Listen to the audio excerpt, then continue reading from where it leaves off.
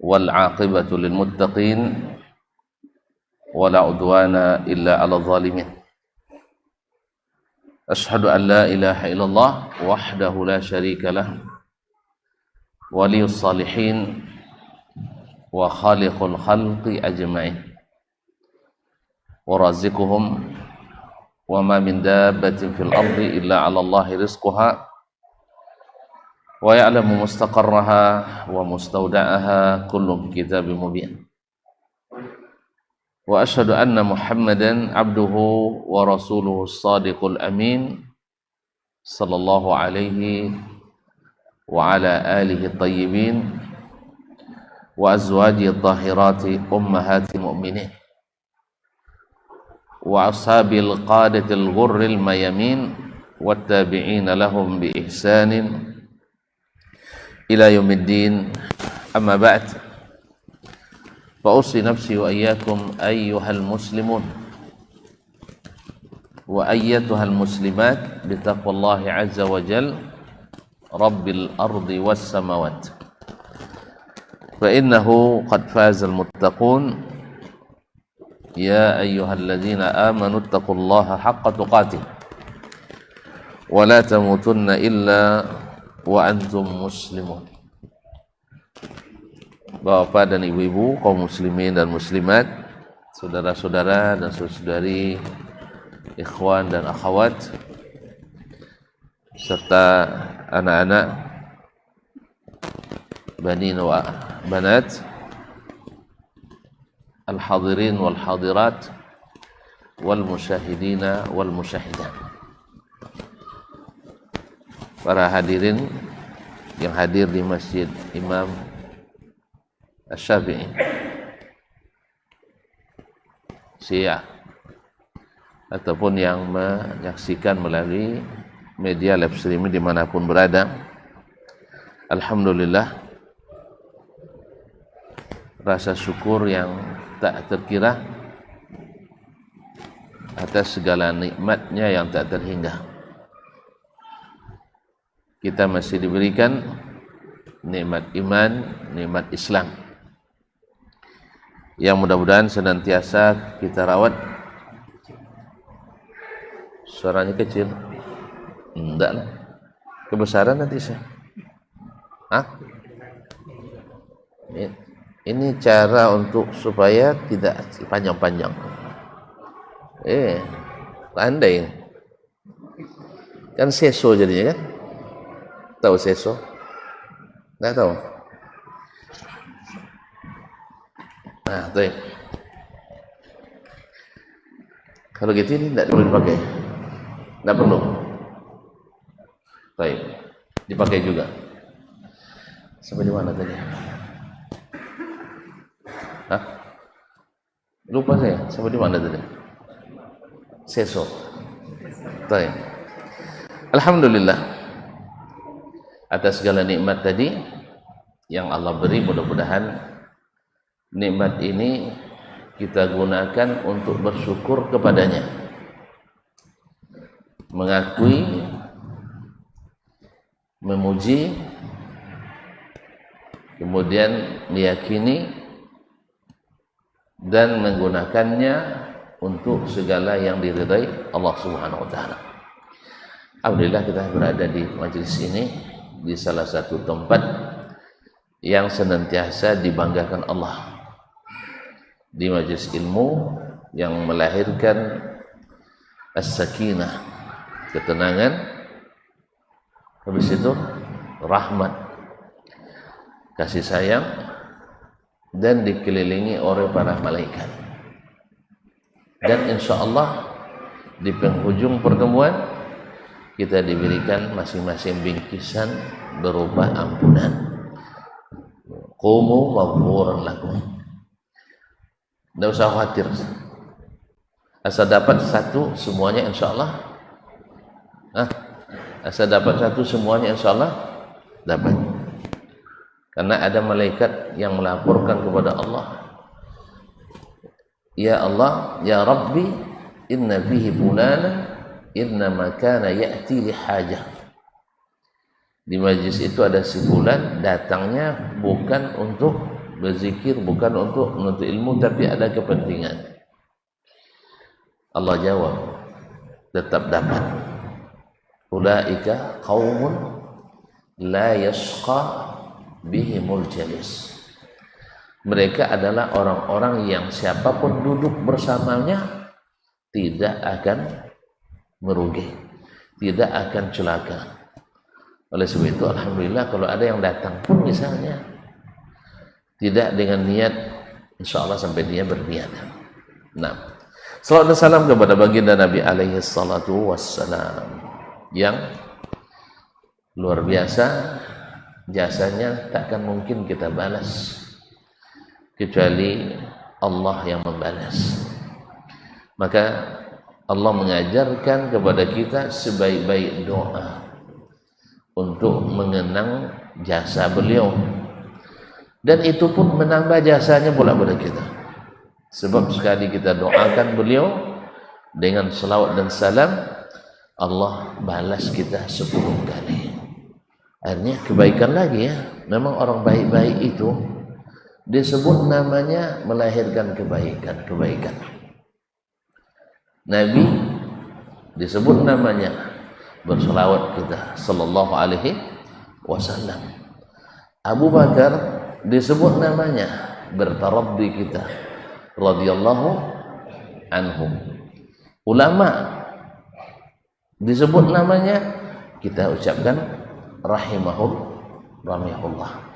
Tapi coba Abu Jahal disebut namanya, woi laknatullah. Ini tidak ada. Kalau yang tadi dibalas oleh malaikat, amin walaka mislu. Kamu dapat seperti yang kau doakan tadi, sah? Dan di saat itu pula diberikan kita pahala sebanyak orang yang kita doakan pulang. Tapi orang-orang jahat, orang-orang buruk disebut namanya tak mendatangkan kebaikan semasa hidup, tidak juga setelah mati apalagi. Oleh sebab itu jangan mati kecuali jadi orang baik. Wala tamutunna illa wa antum muslimun. Maka orang Islam ini baik-baik. Orang Islam ini semuanya baik. Cuma kadang-kadang ada juga tidak berbaikan. Itu masalahnya. Ini baik-baik tapi kadang-kadang ada juga tidak berbaikan. Mudah-mudahan dalam kajian ini kita Allah berikan cara-cara dan dorongan untuk senantiasa baik-baik saja. Baik. Apa tema kita hari ini? Adik-adik ini, apa temanya? Tidak ditulis. Tak lama lagi dia akan tiba. Siapa itu? Bulan suci Ramadan. Kayaknya tidak benar. Bulan Ramadan ya. Rata-rata mengatakan itu adalah bulan Ramadan. Sahih? Terlalu cepat kita nyambungnya. Nah, ma'asyiral kiram dirahmati Allah SWT, Usamah ibn Zaid ibn Harithah radhiyallahu anhu wa an abi, dalam hadis oleh Imam Al-Bukhari dan Imam Ibnu Majah, dia berkata atau bertanya ke Nabi sallallahu alaihi wasallam, ya Rasulullah, mali araka la tasumu min asy-syahri aktsara mimma tasumu fi Sya'ban. Kenapa aku melihatmu tak pernah puasa di setiap bulan lebih banyak dari puasamu di bulan Syawal? Belum lagi Ramadan, nak Syawal antum. Di bulan Ramadan. Salah lagi. Di bulan Sya'ban. Ini basis kata Ummul Mukminin Aisyah radhiyallahu anha wa nabiha, maka Rasulullah sallallahu alaihi wasallam yasumu min asy-syahri aktsara mimma yasumu fi Sya'ban wa kana yasumu asy-syahra kullah Nabi tak pernah puasa sebanyak-banyaknya kecuali bulan Ramadan, kecuali bulan Sya'ban. Bahkan beliau hampir puasa sepanjang bulan Sya'ban. Ma'asyar kiram dirahmati Allah SWT. Apa rahasianya? Apa sebabnya? Apa hikmahnya? Nabi menjawab bahwa dzalika syahrun yawfulu anhu katsirun minan nas. Bulan Sya'ban itu adalah bulan yang banyak manusia melalaikannya. Sebab kata Nabi, ma baina Rajab wa Ramadan. Sebab dia terletak di antara bulan Rajab dan bulan Ramadan. Rajab bulan haram. Jadi orang-orang sibuk memuliakan bulan haram ini. Sehingga saking sibuknya di bulan haram ini lahir pula amalan-amalan yang tidak berdasar. Tetapi diamalkan orang, akhirnya dibuat dalilnya. Baik dipalsukan hadisnya atau ditakwilkan makna hadis-hadis yang sahih yang datang dari Nabi alaihi salatu wassalam. Dan Ramadan sudah jelas adalah khairu asyhur, sebaik-baik bulan. Syahrul rahmati wal maghfirati wal ghufrani wa itqi minan nar. Syahrul judi wal karami wal afwi was sabri wal ihsani.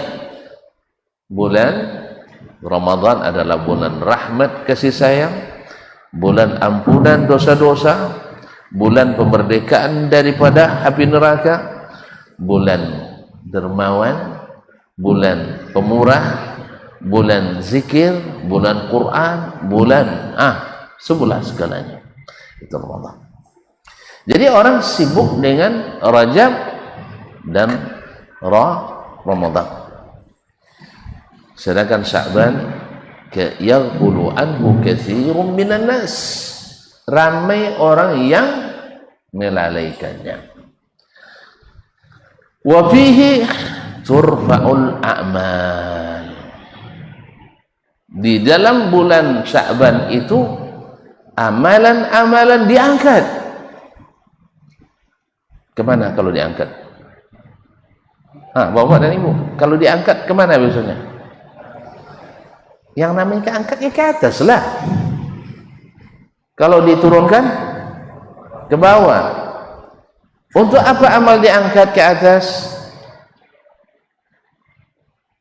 Kepada siapa diangkatnya? Amalan kita itu dilaporkan kepada siapa? Tidak ada yang tahu ya?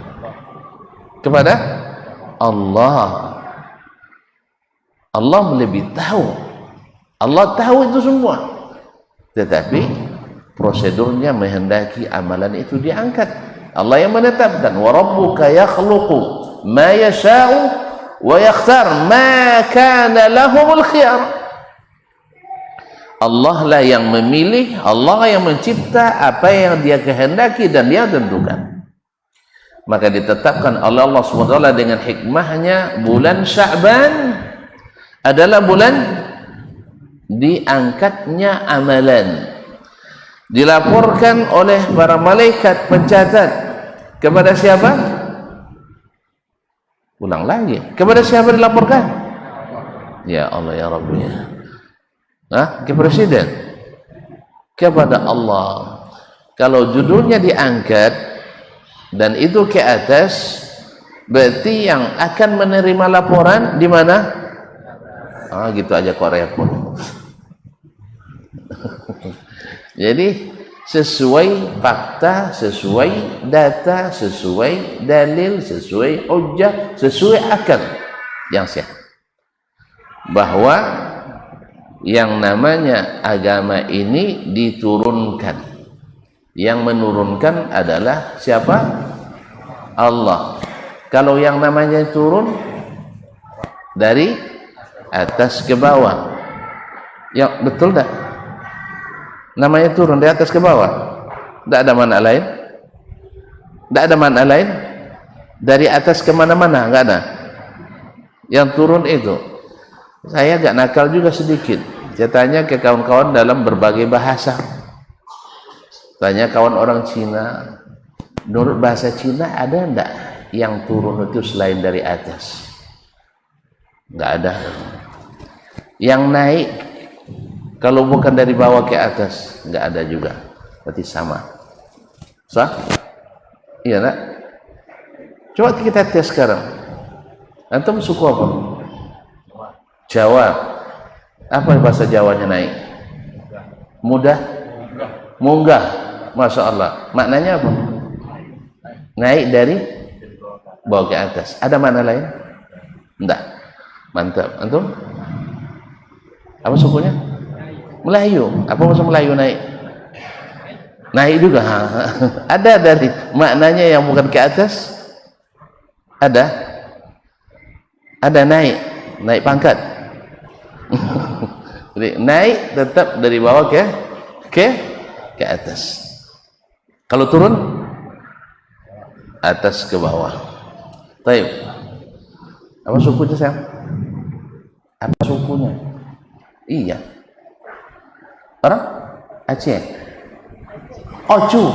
Masya Allah. Apa maksud oju naik? Naik ke atas ya. Turun ke bawah. Ada makna lain? Ada makna lain? Tidak, sama. Jelas? Al-Quran turun. Siapa yang turunkan?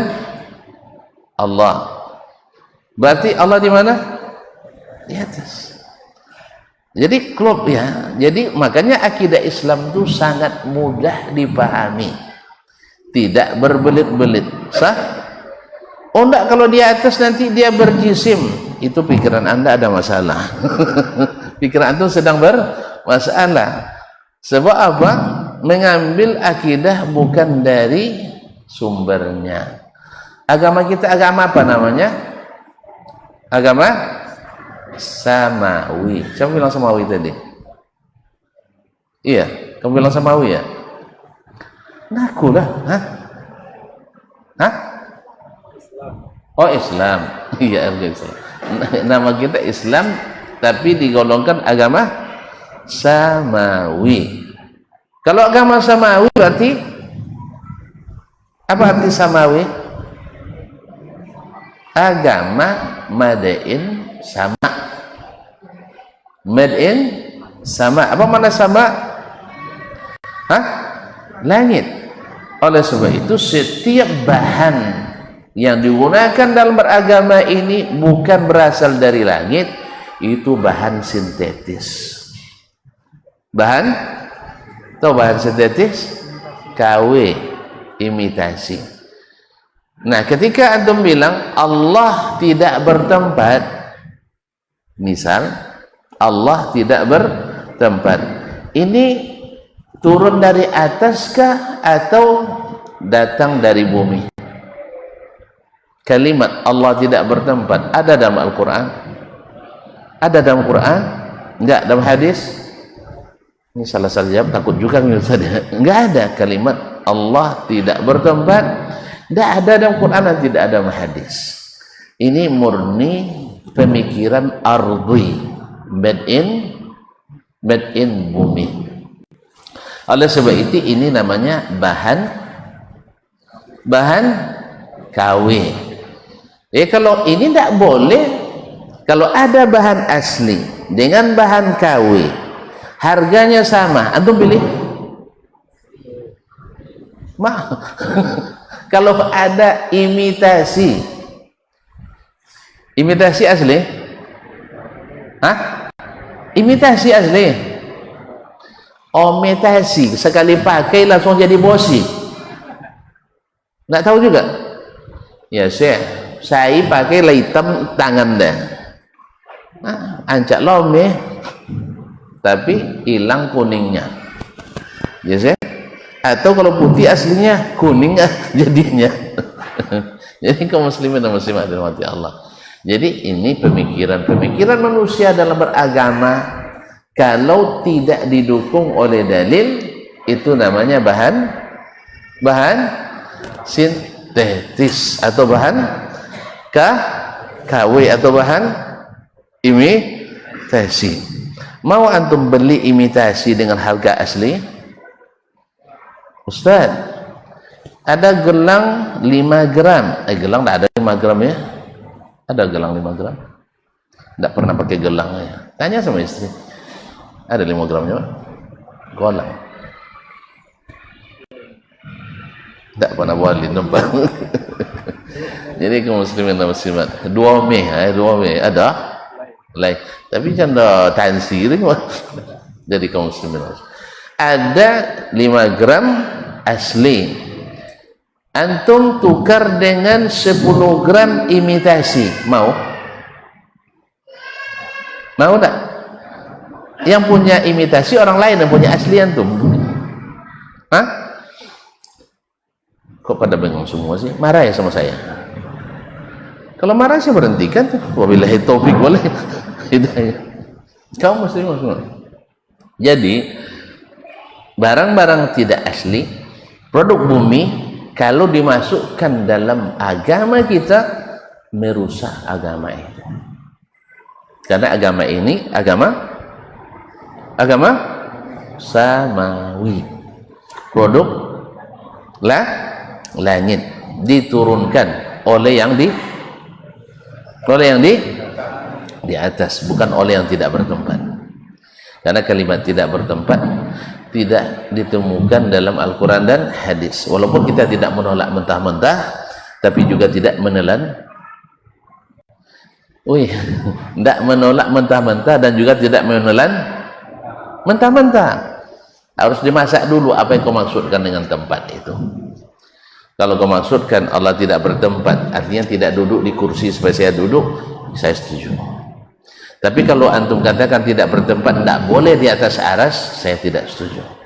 Saya tolak sampai mati, sampai kiamat. Sebab apa?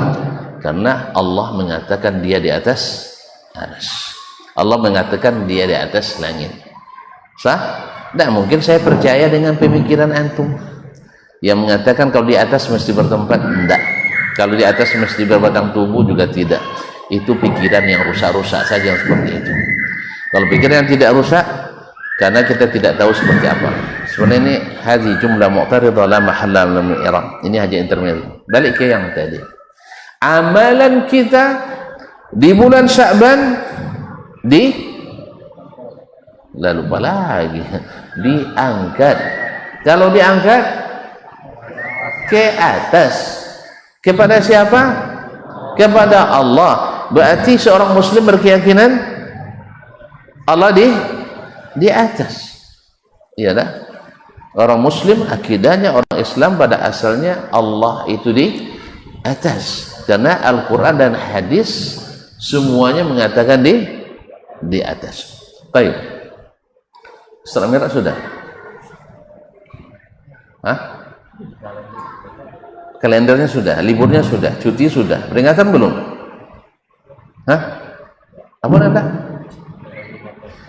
Rata-rata sudah peringatan malamnya subuh orang tak jemaah. Subuhnya berkurang jamaah. Jadi kalau kamu mengurangi jamaah kayaknya tidak ada gunanya ya. Tidak ada gunanya ya. Baik.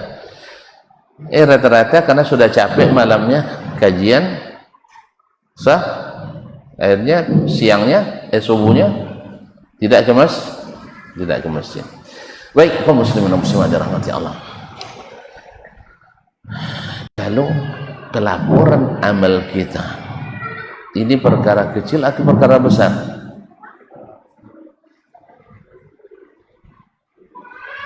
Subhanallah. Tuan-tuan pernah bekerja dapat upah? Pernah tuan-tuan bekerja dapat upah? Dapat gaji? Baik. Kalau gaji selalu berdasarkan Subhanallah. Pergi motong gota. Tahu motong gota? Motong gota tahu? Apa bahasa sini? Deres. Iya, saya. Deres Jawa. Nyadap ya. Nyadap percakapan. Melai. Melai. Nak motong, melai, menderes, nyadap. Semuanya antum menyadap karet orang, menderes karet orang. Dicatat enggak hasilnya? Dicatat. Misalnya antum dapat berapa dapat? 1/3. 2/3 untuk pemilik sah. Ditulis enggak?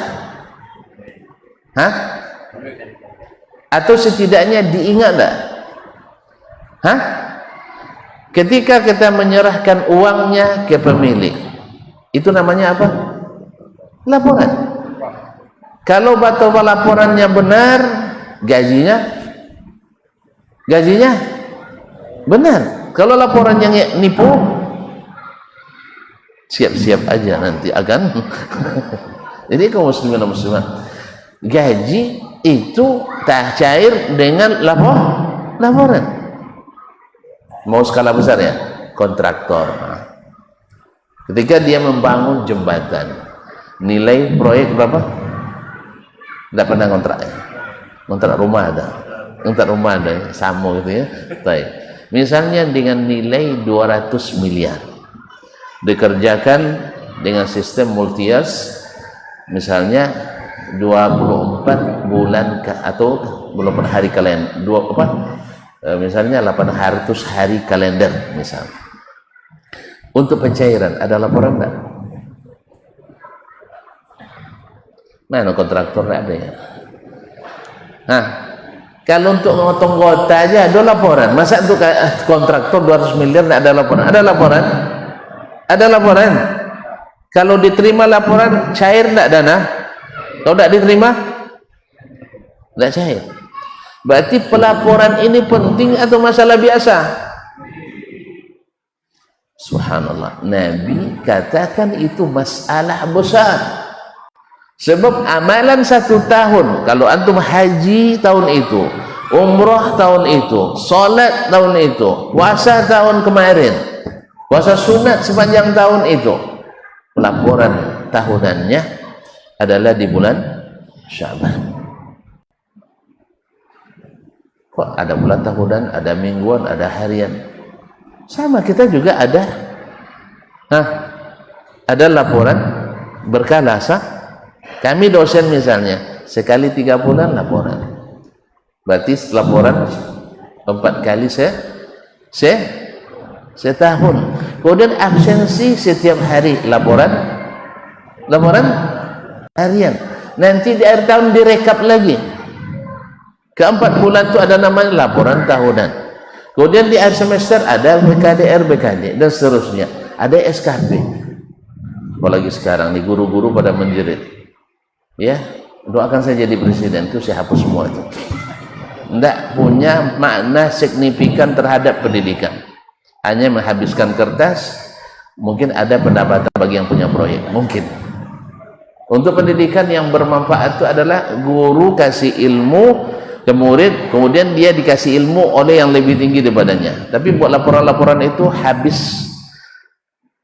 Auzubillah. Tapi tak apa-apa lah, ikuti aja lo dulu ya. Saya tidak mengajak antum memberontak, tidak. Yang ada taati saja. Ya. Tapi kalau sempat saya jadi presiden, saya perintahkan ke Menteri Pendidikan hapus itu semua.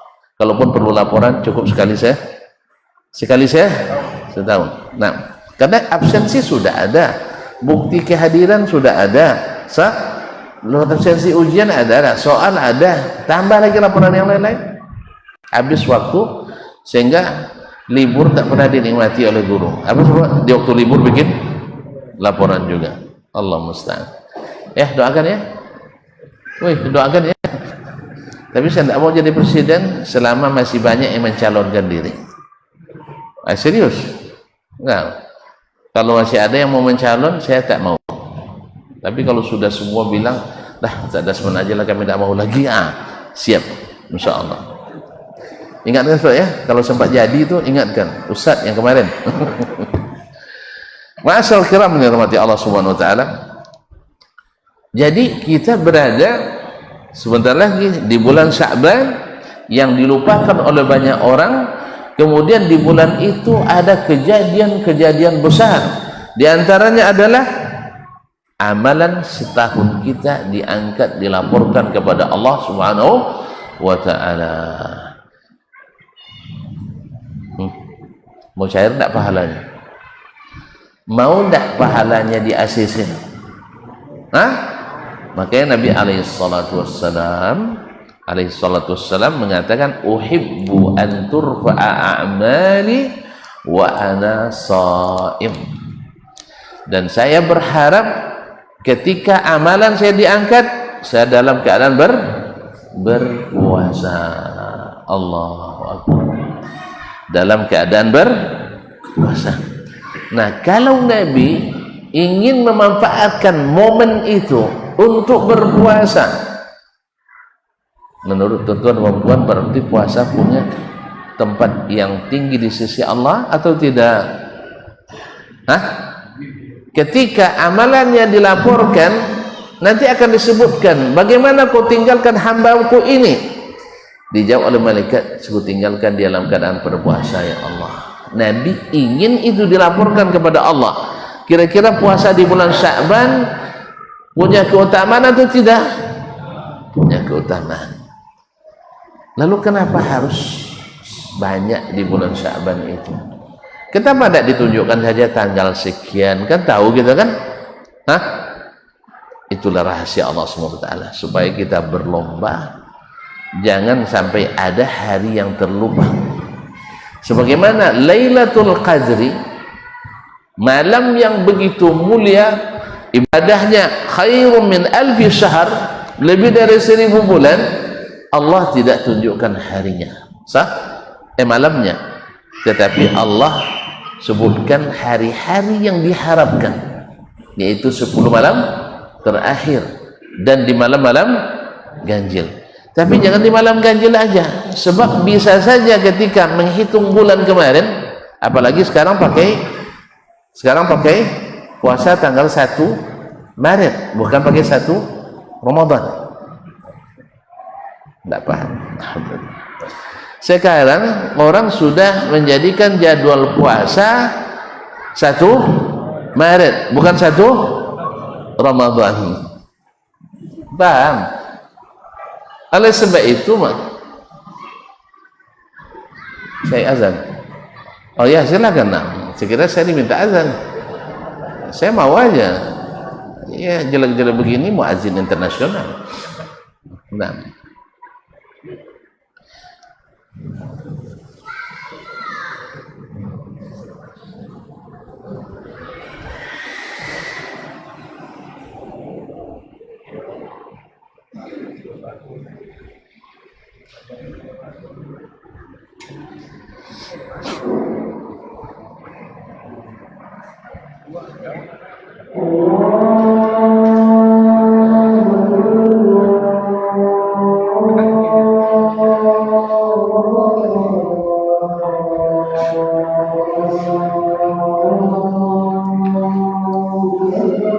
Allah.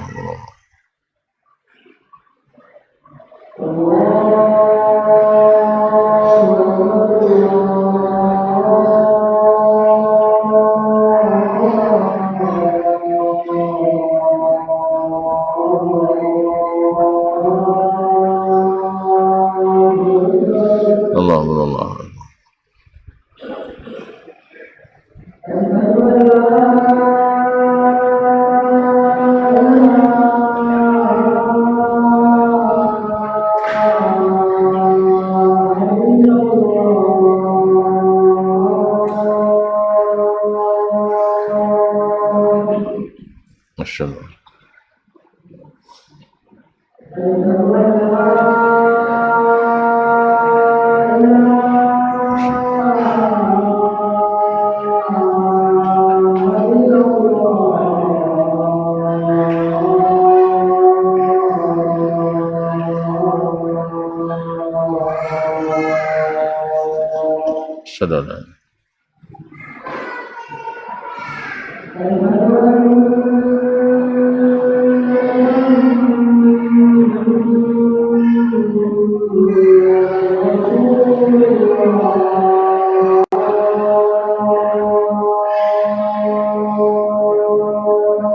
Asyhadu an la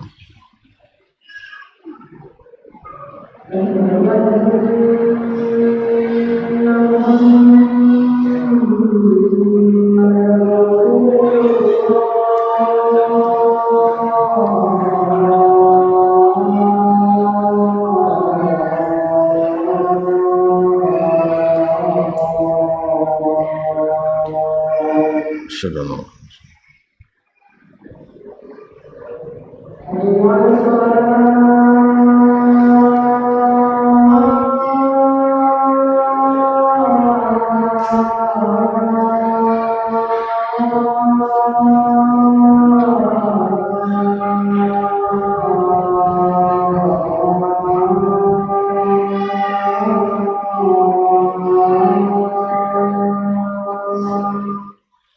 marhaban.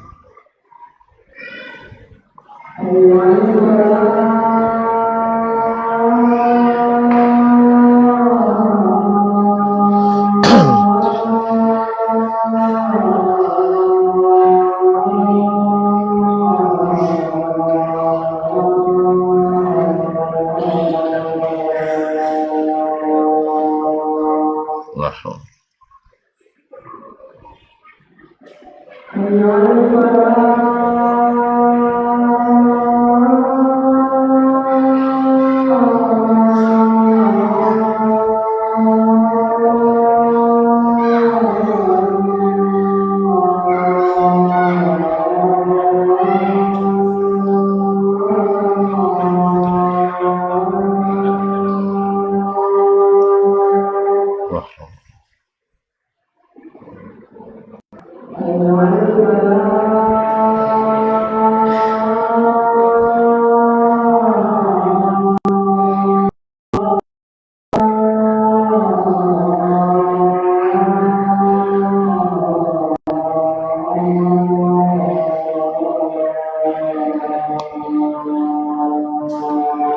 Nah,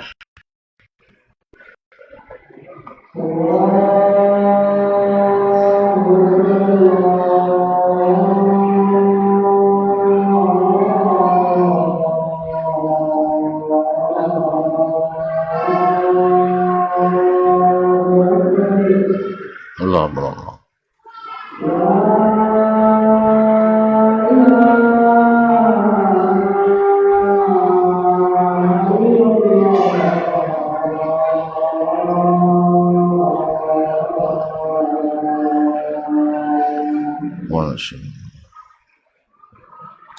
Allahumma rabbana salatu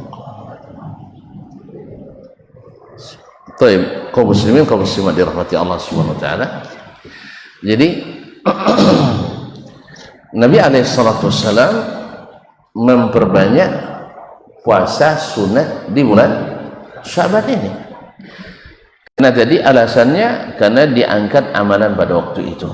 Sehingga ketika ditanya, sebuah hadis lain disebutkan dalam laporan amal kita kan lapor setiap pekan, Senin dan Khamis, di akhir malam dan di akhir siang, ketika fajar dan ketika maghrib.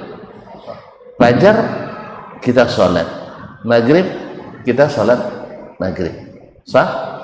Maka ketika ditanyakan oleh Allah kepada mereka, kaifa taraktum ibadi, kalian tinggal hamba-hambaku, malaikat yang melaporkan amalan haram kita itu, qala taraktuhum yusallu wajadnahum yusallu wa taraknahum wa hum yusallu. Ketika kami turun, kami dapatkan mereka salat, dan ketika kami tinggalkan, mereka juga sedang salat. Artinya kebanggaan hamba ketika amalan yang dilaporkan dengan amalan yang paling disukai oleh yang akan menerima laporan tadi. Jelas kaum muslimin?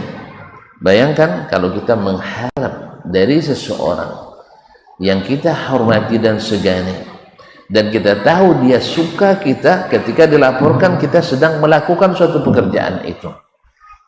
Kira-kira senang enggak ketika nanti kalau antum ketemu dengan kepala nanti bilang, ya saya sedang mengerjakan tugas, atau bilang sedang pergi ke kantin, mana lebih senang? Hah? Sedang mengerjakan tugas pasti. Nah, sekarang hamba-hamba ini ditinggalkan oleh malaikat ketika ditanya, karena Allah akan tanya, ini laporan amalan siapa? Amalan si Dasman. Sedang apa yang kamu tinggalkan? Tinggalkan dalam keadaan puasa. Karena Nabi alaihissalam memperbanyak puasa di bulan Sya'ban ini, sampai-sampai dalam hadis sebutkan kana yasumu kullah, puasa semuanya. Tapi maksud semuanya ini adalah alal ghalib ditafsirkan hadis lain, karena Nabi di hadis lain yang katanya bahwa Nabi tidak pernah puasa sunat sebanyak puasa di bulan Sya'ban. Nah, kesempatan itulah yang dijadikan oleh istri-istri Nabi untuk mengqadha puasa mereka Ramadan yang lalu. Loh, kok bisa? Apa maknanya? Mereka mengambil kesempatan di bulan Sya'ban bisa mengqadha puasa yang tertinggal di Ramadan yang lalu. Kenapa? Aisyah mengatakan karena dia tidak sempat mengqadha di bulan-bulan di bulan sebelumnya karena Nabi sallallahu alaihi wasallam, karena keberadaan Nabi alaihi salatu wasallam. Nabi butuh istrinya, dia sedang puasa, ya jelas. Nabi butuh istrinya, sedang istrinya sedang puasa, bisa dia dapat? Macam tak paham aja, macam di bawah umur, tak bisa. Tetapi di bulan Sya'ban ketika Nabi sedang puasa, istrinya punya kesempatan puasa. Paham? Ini yang atas paham. Masyaallah kiram. Jelas ya? Jadi kemudian Ibnu Rajab Al-Hambali dalam Lataiful Ma'arif menyebutkan kenapa puasa di bulan Sya'ban sunatnya lebih utama. Ini sama dengan seluruh ibadah yang mengiringi yang wajib lebih afdal daripada yang tidak mengiringi yang wajib. Sekarang saya tanyakan tuan-tuan, besok kita nak sholat Ramadan nih, sholat apa namanya? Di bulan Ramadan, sholat malam ini sholat apa namanya? Tarawih. Berjamaah itu sendiri. Tarawih mesti berjamaah. Kalau tidak jamaah tidak tarawih namanya. Jadi kalau nak sholat tarawih mesti berjamaah. Kalau sholat sendiri tidak disebut sholat tarawih. Tapi jangan salah paham, bukan pula tidak boleh sholat malam di Ramadan sendiri, boleh, tapi tidak tarawih namanya, tapi qiyamu layali Ramadan. Mau tahu? Rasa diulang lagi muhadharah di sini tentang masalahnya. Besok aja nih. Ada waktu lagi, Pak. Orang Syiah ini waktunya agak sulit sedikit. Nah, tuan-tuan, belum sholat sunat Isya, didapatkan imam dan jemaah sudah sholat tarawih. Apa yang dilakukan olehmu? Langsung sholat tarawih bersama imam, Isya sendiri, walaupun lalu bersama imam sholat Isya itu.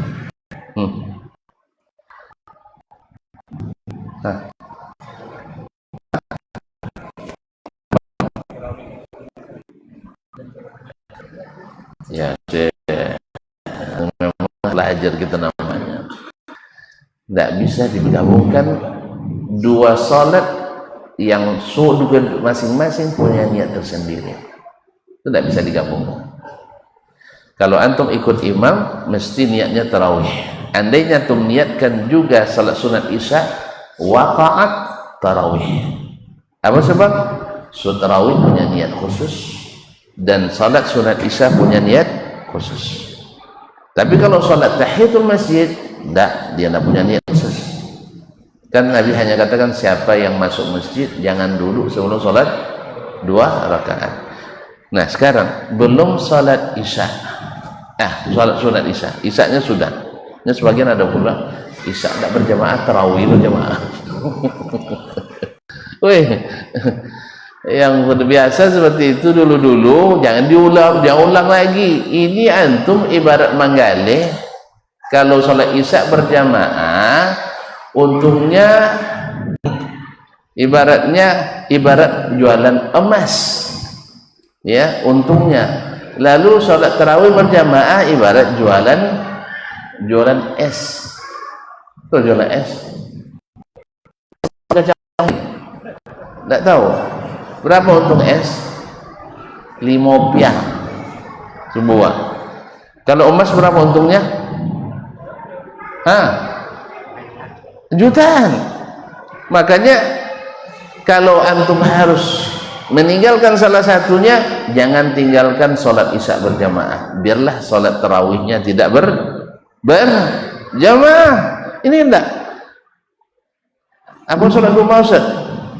Nah, tarawih semangat katanya. Biar tarawihnya semangat. Ini yang payah nih kita kaum muslimin. Ketika disebutkan salat duha mendatangkan rezeki, pas selesai zikir bersama, ya menjelang zuhur hilang jemaah. Tidak ada yang salat zuhur berjamaah. Mana? Lah dapat murah rezeki di duha tadi.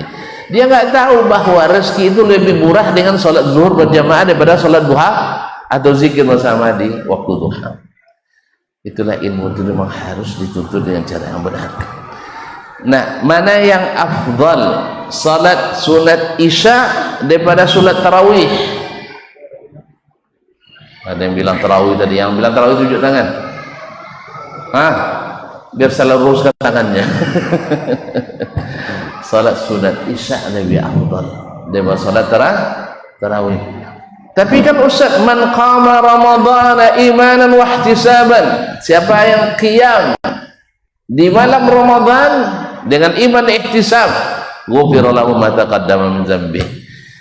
Saya tanya ke antum, qiyam dari kapan mulainya? Salatul laili itu salat malam itu kapan mulainya? Memang terpaksa dibahas nampaknya. Beri jadwal Ustaz. Alun duduk salah nampaknya. Nah, solat malam itu sudah terhitung sejak terbenam matahari sampai terbit matahari pula. Terbit fajar, betul, terbit fajar. Itu namanya salat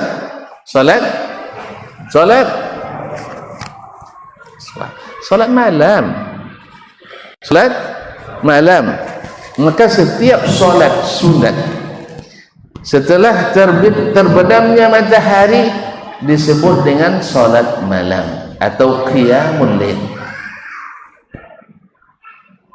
Jadi qiyamul lail itu lebih umum daripada solat tahajud, lebih umum daripada solat tarawih, lebih umum daripada solat witir.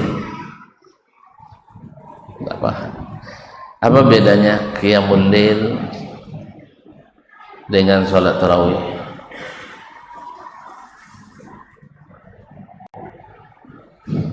Salat malam dengan salat tarawih, apa bedanya?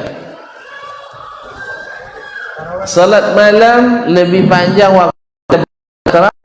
Tarawih tidak sah sebelum salat isya.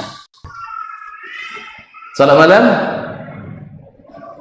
malam sebelum isya dah mulai salat malam, termasuk diantaranya sunat maghrib, termasuk diantaranya sunat isya, termasuk diantaranya sunat mutlak.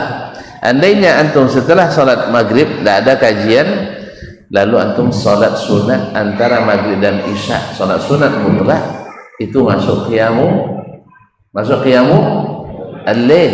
Tapi masuk tahajud tak? Masuk tahajud tak? Tidak masuk tahajud. Jelas? Nah, belum nampaknya, masih ragu nampaknya, masih ragu. Kemudian witir, witir mana yang lebih dulu daripada salat tahajud? Pada mandang semua. Boleh tak witir sebelum salat tahajud?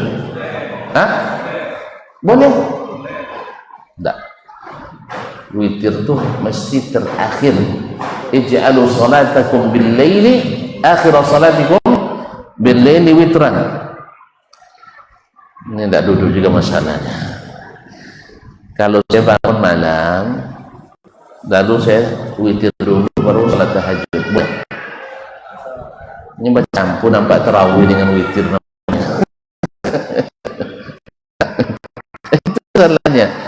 Yang antum maksud boleh itu, saya sudah witir di awal malam, nanti bangun lagi tahajud, boleh enggak? Khilaf. Saya bilang tak boleh, antum bilang boleh, tak boleh juga lah. Yang saya maksud adalah sebelum tarawih antum witir dulu, boleh? Itu saya maksudkan. Artinya witir itu solat malam terakhir, terlepas dari tafsir ulama. Apakah ij'alu akhir salatikum bil-laili witran? Maknanya harus salat witir terakhir atau akumulasi jumlah rakaatnya witir? Saya cenderung yang pertama, Ustaz cenderung yang kedua. Sah? Ya, maka dia jawab boleh. Nah, saya bilang enggak. Ala kulli hal, nanti dibahas lagi ya. Enggak, yang saya maksudkan di sini adalah mana yang lebih afdal, salat sunat isya daripada salat tarawih? Salat sunat isya. Sebab apa? Dia mengiringi sholat fardu. Mana yang lebih mulia? Kawan presiden daripada kawan camat? Ustaz, yang selalu mengiringi presiden atau sekretaris kabinet, mana yang lebih tinggi daripada sekretaris camat, sekcam? Jawab loh Ustaz, gitu aja kok repot. Ragu pula, tengok camatnya dulu. Enggak, ini aturan umum. Mana yang lebih tinggi? Yang mana yang lebih tinggi? Ya, staf presiden daripada staf bupati. Atau bukan staf bupati, tidak staf camat pula. Jadi makanya kaedahnya kata Ibnu Rajab rahimahullah, setiap salat yang mengiringi salat fardu lebih afdal daripada yang bukan mengiringinya. Setiap salat yang diperintahkan secara sharih dengan makna tersendiri dan dengan niat tersendiri lebih afdal daripada salat yang sifatnya mutlak. Jelas? Makanya kalau ada kajian nanti, mana lebih afdal, antum salat sunat antara maghrib dan isya atau ikut kajian?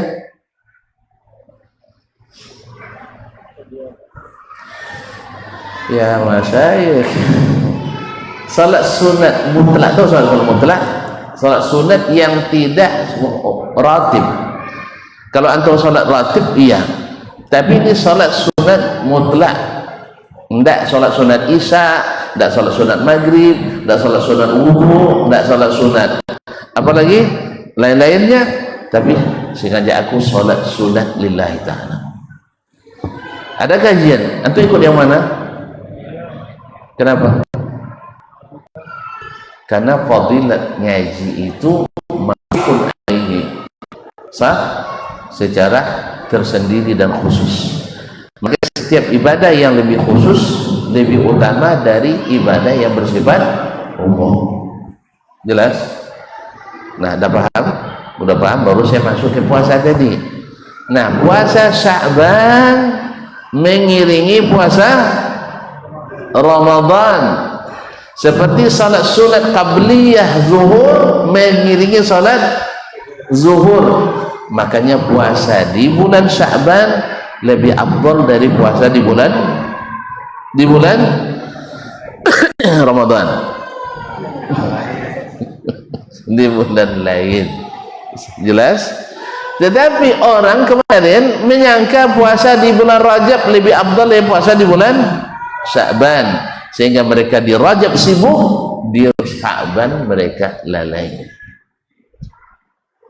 Paham? Alhamdulillah. Kenapa mereka sibuk di Rajab? Karena kemarin Rajab itu mereka di bulan haram, seluruh peperangan terhenti, seluruh kegiatan banyak yang ini kan. Tapi setelah itu mereka pun bertasya'ub, berpencar-pencar, karena Sya'ban maknanya adalah berpencar, sehingga mereka lalai dalam beribadah pada Allah Subhanahu wa taala.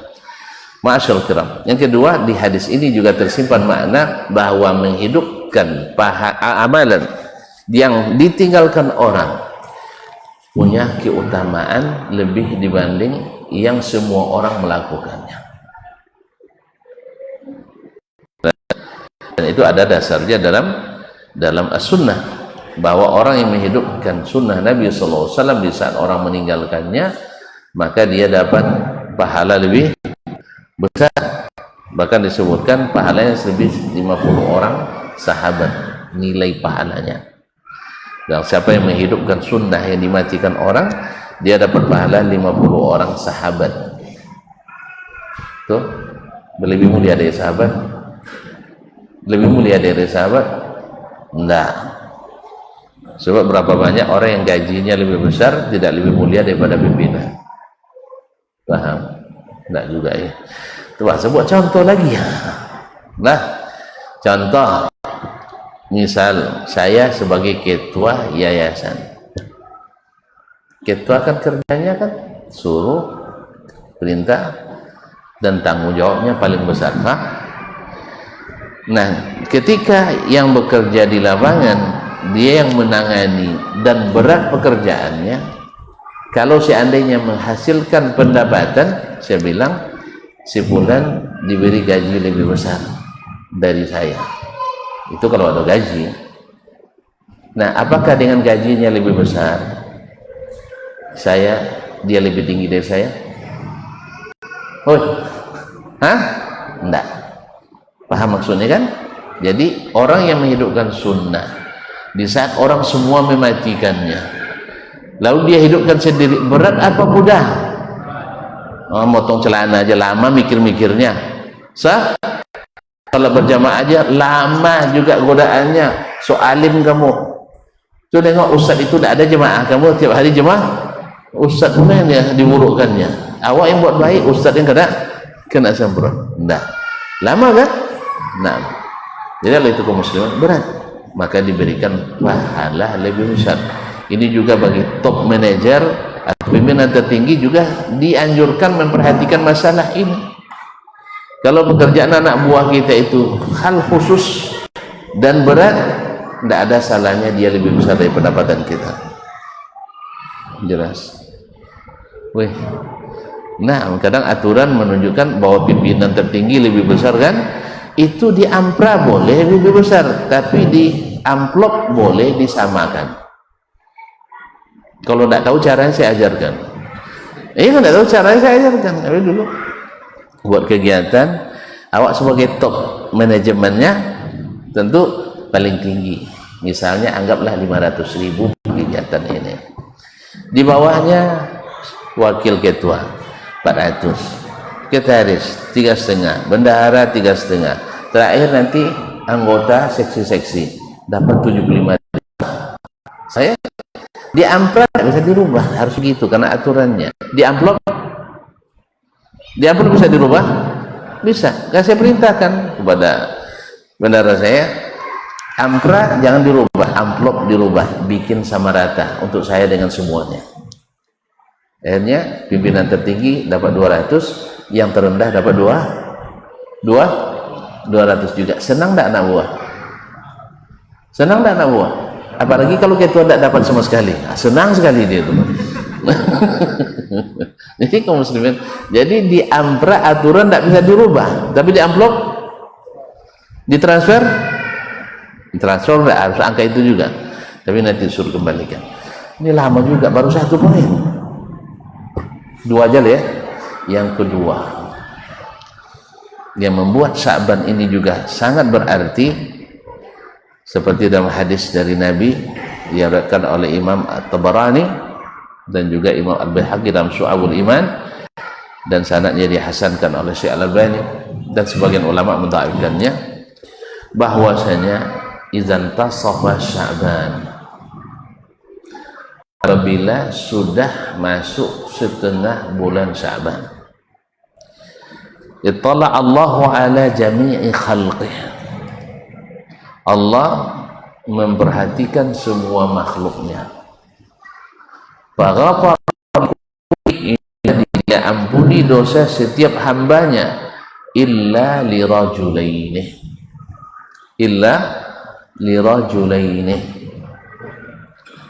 apabila setengah bulan Sya'ban, maka Allah ampuni semua hamba kecuali dua orang,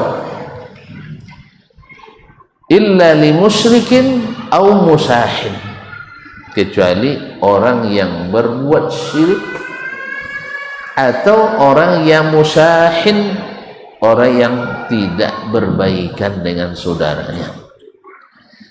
Mujahid dan Qatadah, murid Ibn Abbas, mengatakan musahin maknanya adalah mubtadi', ahli bid'ah. Kok ahli bid'ah jadi tertuduh? Sebab bid'ah membuat kita saling berpisah dan bercerai-berai, dan sebelum bercerai biasanya membuat kita saling membenci. Saling membenci, akhirnya dari saling membenci tidak bisa bertemu lagi. Nah, yang seperti ini tak diampuni pada waktu itu. Mau tuan-tuan masuk golongan ini? Mau masuk golongan yang tidak diampuni? Nah, oleh jauh segala bentuk syirik sejauh-jauhnya, jauh sebab-sebabnya. Keyakinan-keyakinan yang tak berdasar itu buang. Semua yang dilarang Nabi merupakan pintu kesyirikan, seperti mengutuskan orang-orang yang dimuliakan, ulama-ulama, wali-wali, malaikat-malaikat berlebihan, itu dihilangkan supaya tidak mengotori keyakinan kita. Karena orang musyrik, innallaha la yaghfiru an yushraka bihi, Allah tidak mengampuni dosa syirik kepadanya, karena syirik itu kotoran. Innamal musyrikuna najas, orang musyrik itu najis. Najis, tahu najis? Tahu najis? Kotoran. Tidak sah solat kalau ada najis. Makanya orang musyrik tak diterima amalnya. Tidak sah masuk surga kalau ada najis. Oleh sebab itu orang musyrik tak masuk surga. Sebab ya, orang yang musyrik najis, sehingga tidak boleh datang ke Baitullah, karena Baitullah suci. Tidak boleh kecuali bagi orang yang suci.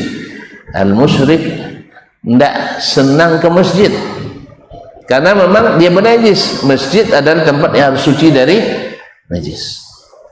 Orang musyrik tak akan mencintai tauhid dan ahlinya karena dia tidak tahu makna kebersihan. Oleh sebab itu Allah katakan tidak diampuni orang yang musyrik ini. Yang kedua, musahin tadi. Musahin karena dia tidak murni menyerahnya kepada Allah dan Rasul. Kalau dia menyerah kepada Allah dan Rasul, siap diatur seperti apa dan tidak mau menambah-nambah dan mandai-mandai. Karena kita ini hamba tak boleh melakukan kecuali yang diinginkan oleh Tuannya. Allah ingin kita salat begini, jangan bagusnya begini. Enggak. Jangankan Allah kepada hambanya, tuan-tuan pesan celana, ya celana misalnya cingkrang, habis itu dia apanya isbal, enggak mau tuan-tuan terima, sah? Apa ada isbal dia mandai-mandai je, sahih? Atau biasa isbal dibuatnya cingkrang, mau tak diterima? Macam Wahabi dan lainnya. Jadi kita sendiri tidak menerima kecuali yang kita perintahkan, dan Allah juga sudah ingatkan itu. Nabi sendiri kalau mau istiqamah, kama wastaqim atau wastaqim kama umirta, istiqamah akan Muhammad seperti yang diperintahkan kepadamu, bukan atas keinginanmu. Jadi nanti taat bukan ikut selera tapi ikut perintah. Taat itu ikut perintah bukan ikut selera. Kalau selera tidak taat namanya. Yang tak orang taat itu apapun diperintah itu, dan tak mau mengerjakan kecuali yang diperintah. Sebab apa? Tidak cair pahala. Pernah tuan-tuan bekerja tanpa SK tak cair pahala? Tak cair pahala, tak cair upah, pernah enggak? Enggak juga, kurang pengalaman nampaknya. Saya sering mendapatkan yang itu. Saya bekerja tapi tak ada SK dari tahap lokal sampai internasional. Setiap yang tak ada SK tak ada honor, kecuali di masjid. Nah, kan itu bukan ada SK juga, di telepon bisa datang, sah? Akhirnya ada. Nah, tapi kalau bukan tak ada SK, saya sering tidak dapat gaji. Jadi ini di forum internasional tidak ada amprannya karena tidak ada SK. Dulu di Madinah, saya di sebuah lembaga resmi pemerintah sering diminta datang untuk menterjemah, tapi karena tidak ada SK, alhamdulillah 6 tahun setengah tak ada gaji. Ada sebagian pekerjaan yang ada SK, ada honornya, tapi sebagian besar tanpa SK. Tentu loyo nampak. Kalau gitu saya berhenti aja lah. Nah, kaum muslimin dan muslimat dirahmati Allah SWT. Yang kedua, musahin, orang yang menyebabkan perselisihan dan perbantahan. Kalau tadi mujahid berarti kan ahli bid'ah, karena ahli bid'ah ini suka berselisih, tanpa dia sadari dia salahkan yang benar dan dia ikuti yang salah. Tapi itulah ahli bid'ah setiap zaman seperti itu. Bahkan Nabi pun disalahkannya. Nggak tahu rusaknya agama orang Mekah kenapa? Agama orang jahiliyah rusak karena apa? Ini hilang nampaknya. Wah, orang-orang jahiliyah dulu di zaman sebelum Nabi diutus, mereka ikut agama siapa? Agama Ibrahim. Makanya pengurus masjidnya Pak Haji semua. Tak tahu sih, Haji Abu Lahab, Haji Abu Jahal, haji tak mereka? Astagfirullah, antum sekali seumur hidup haji gelarnya. Abu Lahab tiap tahun haji, tak tu bilang haji. Haji mereka, haji tak mereka? Haji, solat tak mereka? Tak solat mereka? Astagfirullahaladzim. Wa ma kana salatuhum 'indal baiti illa muka'an wa tasdiyah. Salat mereka di Baitullah itu, Baitullah apa? Baitullah itu apa? Ka'bah. Di mana letaknya? Dalam Masjidil Haram. Sah? Tidaklah salat mereka. Berarti salat mereka? Salat kecuali muka'an, tepuk tangan, wa tasdiyah, bersiul. Coba kenapa? Pernah Nabi Ibrahim mengajarkan ini? Woi, tapi salat diajarkan? Iya. Tawaf di Ka'bah diajarkan? Iya. Tapi tepuk tangan, bersiul. Sekarang selawat diajarkan Nabi, selawat diajarkan Nabi. Kemudian Nabi suruh satu koplo sambil joget, sambil tepuk tangan, atau ngarang-ngarang selawat sendiri. Rusak selawat gara-gara selawatan. Rusak tahlil gara-gara tahlilan. Iya Pak. Rusak tahlil gara-gara tahlilan. Rusak kenduri gara-gara hajatan. Allah musta'an. Jadi jangan tersinggung ya. Saya bercanda, masa bercanda tersinggung itu. Jadi kaum muslimin dan muslimat, mereka mengaku pengikut Nabi Ibrahim. Tetapi kenapa mereka menentang Nabi Muhammad sallallahu alaihi wasallam?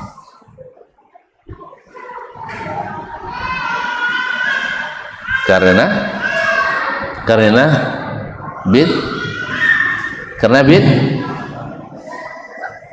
subhanallah, berat sekali. Ketika mereka merubah salatnya dari rukuk dan sujud ke tepuk tangan dan bersiul, itu namanya apa? Bid'ah. Jadi bid'ah terhadap agama Nabi Ibrahim. Dulu orang Yahudi diajar oleh Nabi Musa dan Harun untuk mengatakan hanya ibadat, tidak beranak. Lalu mereka menjadikan Nabi Uzair sebagai anak Allah. Itu apa namanya? Ragu lagi. Merubah agama. Namanya apa? Bid'ah. Rusak pula agama Yahudi. Ketika Nusantara merubah agama Islam dengan budaya lokal, akhirnya menjadi Islam Nusantara. Nah, ini menyatukan atau memporak-porandakan? Memporak-porandakan. Jadi ketika datang dai ingin mengembalikan Islam kepada era zaman Nabi alaihissalam, maka dapat cap yang menakutkan. Apa capnya? Wahabi. Lalu fitnah dengan berbagai fitnah, sesat menyesatkan, kejam suka mengkafirkan, menyamakan Allah dengan makhluk, dan sejuta tuduhan lainnya. Kejam. Tapi mereka hajinya berebut juga ke Mekah, umrahnya berebut juga ke Mekah, sampai kehabisan kuota. Kurang kuota minta tambah. Wahabi itu bisa berbeda pendapat dengan yang lain. Kalau beda pendapat dikafirkan. Sah? Itu yang keluar dari mulut-mulut penuh dosa itu. Andainya mereka kafirkan, boleh orang kafir haji? Boleh orang kafir haji? Saudi punya otoritas di sana. Yang non muslim tidak boleh masuk Makkah Madinah. Sah? Nah, tidak pernah sejarahnya yang dari Indonesia yang tak sepaham dengan Wahabi. Indonesia Aswacaya katanya. Nah, kalau Aswacaya tak boleh masuk. Sebab apa? Kafir. Misal. Kan itu tuduhannya. Pernah tuan-tuan mengalami yang pernah haji atau umrah? Pernah dicek paspornya? Pernah dicek? Ini Wahabi atau bukan? Tidak. Berarti mereka siap tidak berbeda pendapat? Siap tidak berbeda pendapat? Suka mengkafirkan orang? Tidak. Justru yang bicara itulah yang suka mengkafirkan orang. Allah musta'an. Walhasil kaum muslimin, bid'ah selalu merusak, dan makanya tidak diterima, tidak diberikan ampunan oleh Allah SWT. Dan berkata imam yang lain, para ulama yang lain, bukan hanya sekadar ahli bid'ah, siapapun yang membuat permusuhan, hubungan tidak baik antara sesama muslim, walaupun alasan duniawi, pendapat atau beda pendapatan, itu termasuk yang takkan mendapatkan ampunan. Sebab walaupun hadis ini dipersiskan kesahihannya, tapi hadis lain yang dalam Sahih Bukhari menyebutkan dalam laporan harian kita,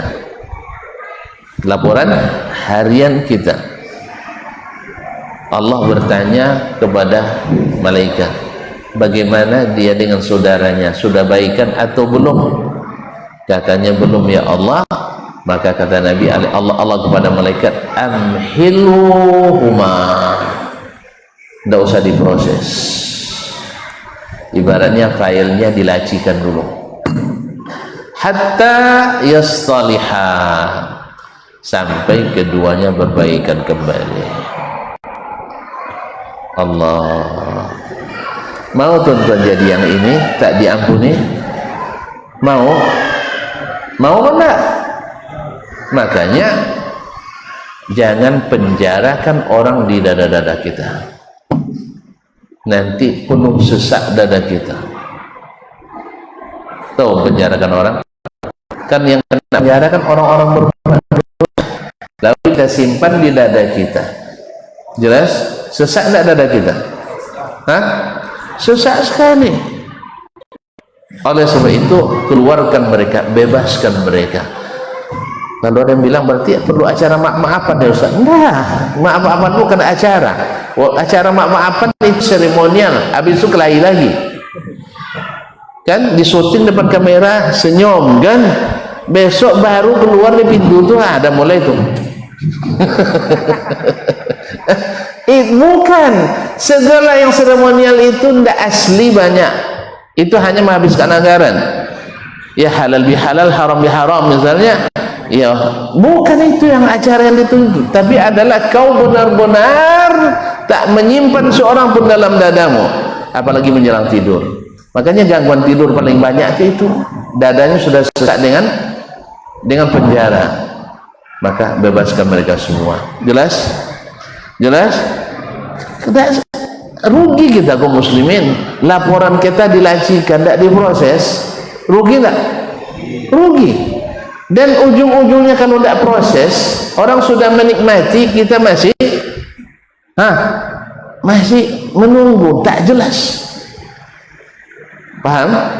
Untung-untung kalau kita punya amalan yang membuat Allah Subhanahu wa ta'ala senang pada kita, dia yang lobikan nanti kepada yang tempat kita bersalah itu kan. Tapi kita kan tidak tahu, kita milih kan. Saya punya hati saya kan, saya digoda syaitan Ustaz.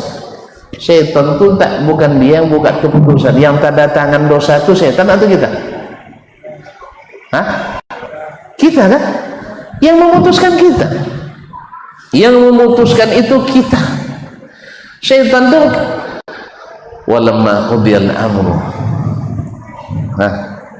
walamma qudirat qala syaitan, ketika sudah ditetapkan keputusan hukum nanti di akhirat, syaitan berkata, innallaha wa'adakum wa'dal haqq, Allah berjanji kepada kalian janji yang benar.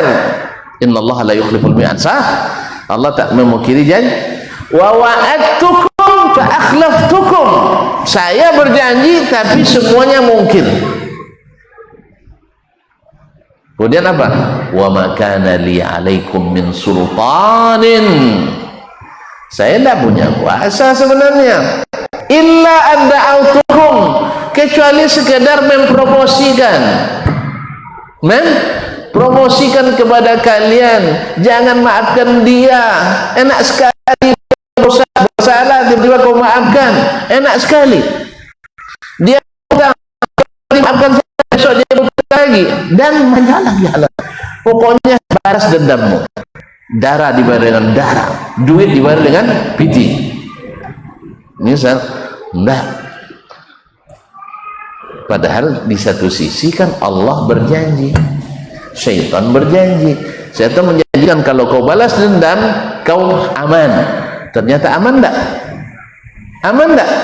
Dihasutnya orang-orang munafikin untuk memusuhi Rasulullah, lalu ketika bertemu pasukan mereka lari, syaitan lari. Dan nanti kalau kalian berperang saya akan bantu.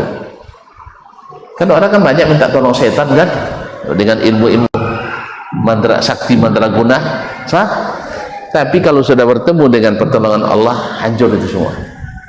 Ma'asyarul kiram. Makanya dia lari. Jadi saya tidak punya kuasa. Oleh itu yang memutuskan itu kita, maka kita yang bertanggung jawab. Maka sebenarnya kalau ada yang bilang, oh tidak kuat saya melihat setan, antum sebenarnya bukan tidak kuat, tidak mau. Sekarang setan menjanjikan bahwasanya kalau kau tetap dendam kau akan merasa nyaman. Ternyata tidak ada yang nyaman. Lalu Allah menjanjikan siapa yang memaafkan maka baginya pahala yang tak terhingga, dan itu sudah terasa sejak di dunia. Jadi orang ahli surga di akhirat itu sudah merasakan surga di dunia. Faman afa wa aslaha fa ajruhu 'ala Allah. Siapa yang mau memaafkan dan memperbaiki hubungan, pahalanya Allah yang tanggung. Dan itu pasti. Mau tahu? Besok di pembahasan khusus masalah ini. Ya. Nah, siapa yang mau memaafkan? Kaum muslimin dan muslimat. Oleh itu Allah mengatur dan memberikan petunjuk dalam manajemen. Dalam kalau kita rapat, jangan menyimpan dendam sebelum rapat, tidak bagus hasilnya. Tapi sebelum rapat wajib dibersihkan jiwa kita semuanya, baik dosa kepada Allah maupun dosa kepada sesama. Baca ayat, fabima rahmatin minallahi linta lahum walau kunta faddan ghalizal qalbi lam faddu min haulik. Karena rahmat dari Allah, karena yang berlaku lemah lembut kepada mereka, engkau yang Muhammad berlemah lembut kepada mereka, maka ditarik kerah baju Nabi sampai merah lehernya, dia tidak marah. Dicaci maki, dihina, direndahkan, beliau tidak dendam. Diusir dalam tanda petik, harus hijrah meninggalkan Makkah ke Madinah.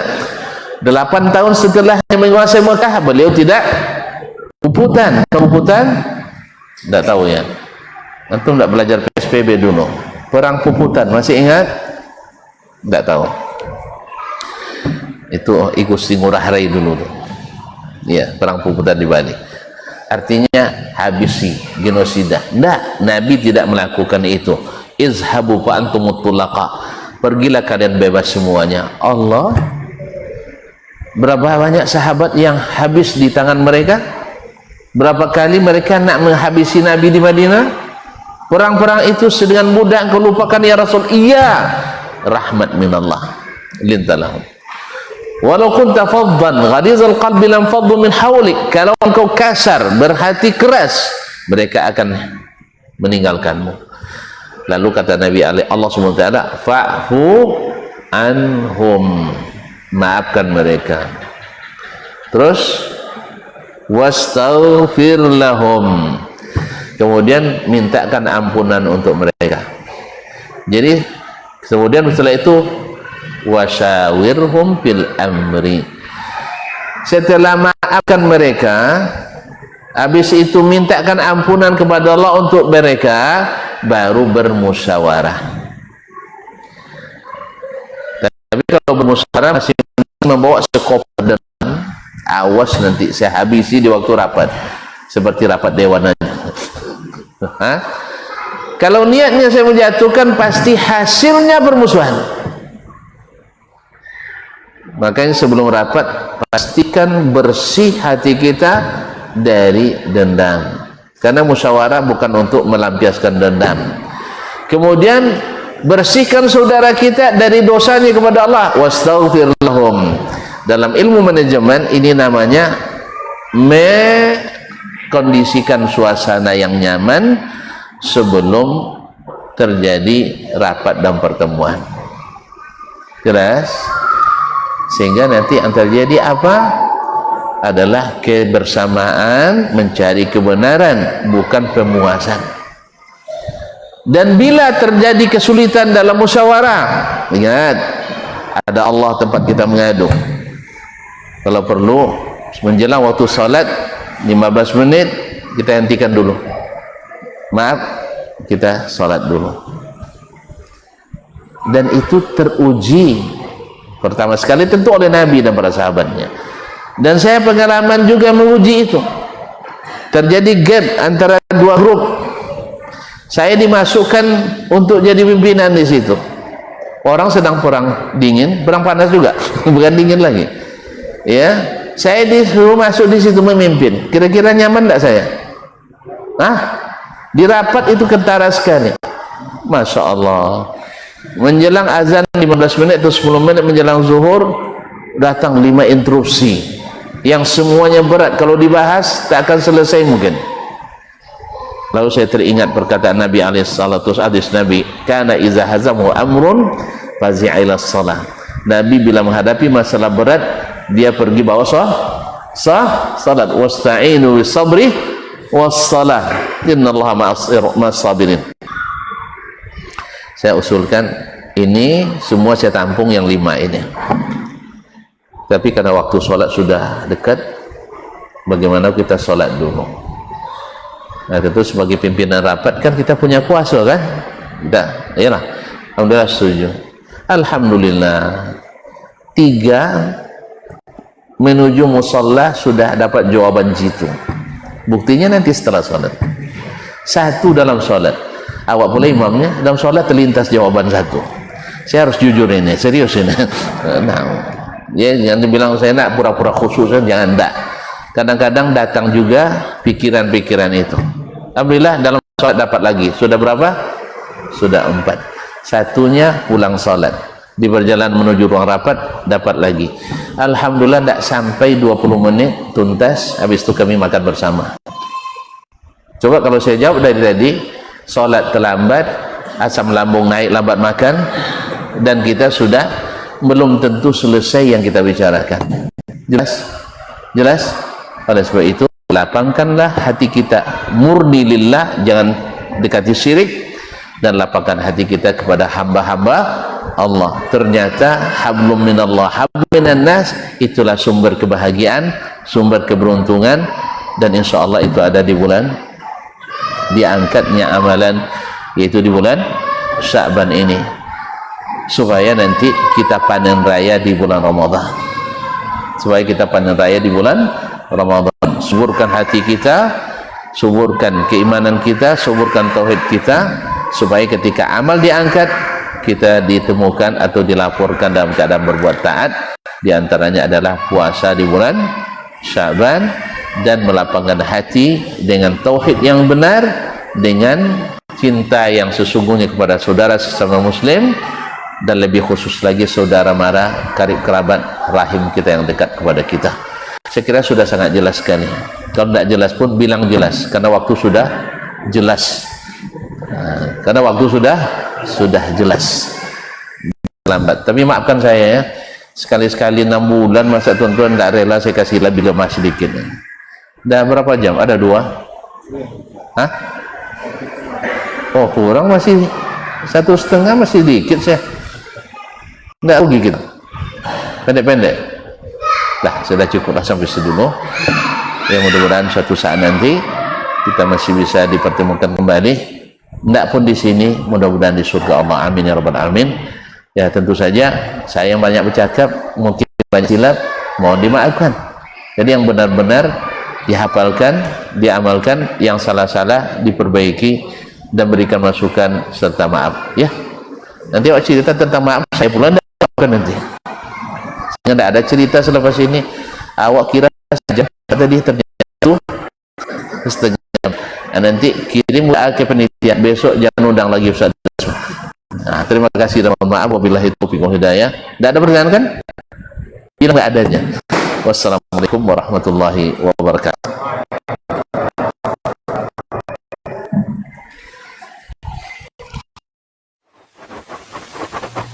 Barometer amal kita saleh tak salehnya di salat kita. Bila salat kita ikhlas dan sesuai dengan sunnah Nabi SAW, maka insya Allah amalan yang lain mengikut. Ini aktivitas ini membantu saya di akhirat atau akan menyulitkan saya di akhirat. Kalau seandainya perbuatan itu ternyata akan menyulitkan kita di akhirat kelak, tinggalkan perbuatan itu. Anta ni'mal jund. Kamu adalah sebaik-baik prajurit. Coba lihat. Kamu adalah sebaik-baik prajurit. Maka tujuannya adalah menghancurkan kehidupan rumah tangga.